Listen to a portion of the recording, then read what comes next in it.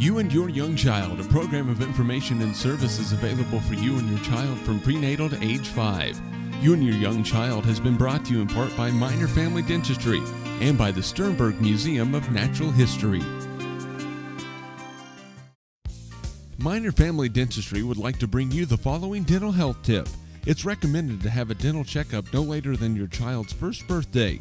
An adult should brush for a young child and monitor older children's brushing to ensure a good job is done. Flossing should start when teeth are touching. Minor Family Dentistry wishes you good dental health. Families, including children of all ages, are welcome. Minor Family Dentistry, 1010 Downing and Hayes. Find them in the Next Tech directory.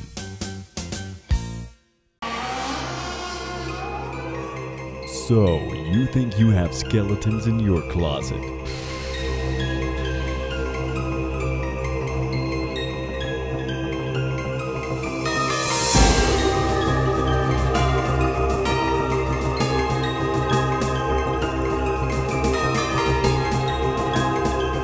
Come to Sternberg Museum, where we let our skeletons out of the closet. Hello, and welcome to You and Your Young Child, the program devoted to early childhood. My name is Dana Stanton, and I'm the coordinator of the West Central Kansas Smart Start program. And with me today is Andy Stanton, and playing back there is our son Gabriel Stanton, so we're going to talk to him in just a little while. The thing we want to talk to you about today is recently I attended a training with some staff from Child Care Aware of Northwest Kansas, and the whole purpose of the training was for literacy and the importance of early literacy and lots of different strategies that you can use, that child care providers could use to help develop those early literacy skills. And as I was sitting there, I thought, wow, there are lots of things that we're learning in this training that we can share with parents on You and Your Young Child, ways to help your child improve their early literacy skills. So I have my trusty sidekick, Andy, here, and I'm going to let him have the mic, and he's going to ask me some questions about what we learned at this training. Well, thank you, Dana. And so let's tell our audience, what is the importance of early literacy? Early literacy, the first thing, really what we're going to talk about today is building vocabulary. And before a child can have successful literacy skills, they have to have a good vocabulary. Some of those things that would encourage a good vocabulary are print-rich environments, lots of reading. Do they see mom and dad reading? Does mom and dad read books to them? Those sort of things are really important. In fact, it says during the first years of life, the more you read to a child, the better their reading skills will be later on. It says early language skills are based primarily on language. So a child's reading skills is based on how much mom and dad talk to them, how much they talk to their peers and their teachers and things like that. And also, this is interesting, it says research shows that the more words parents use when speaking to an 8-month-old infant, the greater the size of their child's vocabulary at age 3.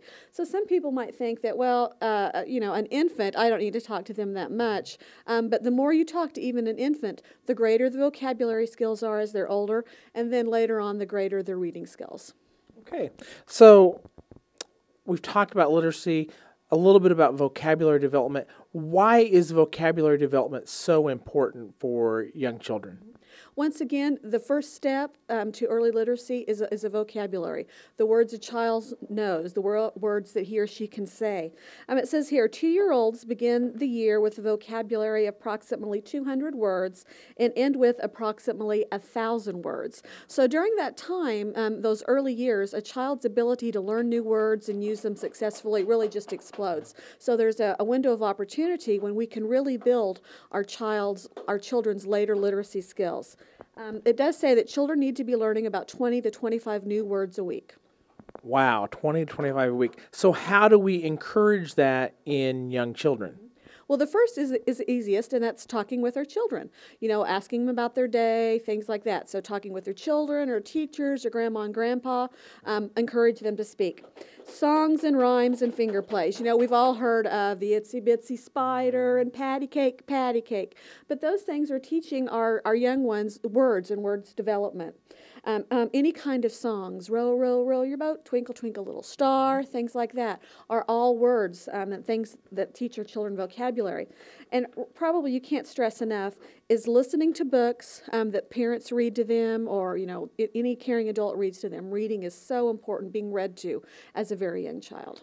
And I think that one point about that is, talking to your kids, we can't say enough about that, how important it is to just have conversations with our children. One thing that I've always done with our kids is whenever we get in the car, whether we're picking up from the babysitter or school, one thing, I turn off the radio and I say, how was your day? What did you have for lunch? What did you do today? To make them really work on all of that. And sometimes I get eyes rolling and things such as that. But, we know that our kids, all three, have been very language rich when they first are developing.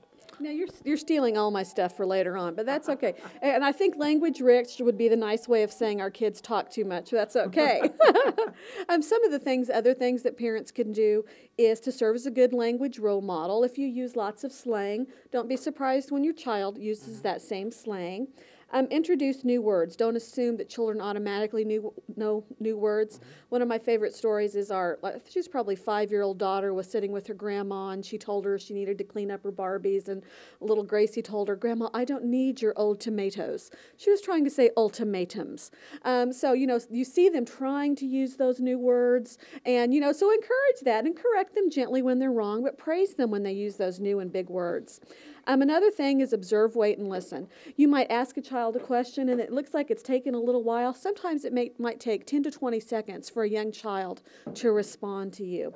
Get close to your children. Don't stand up and look down on them. If all possible, get down and talk with them eye to eye.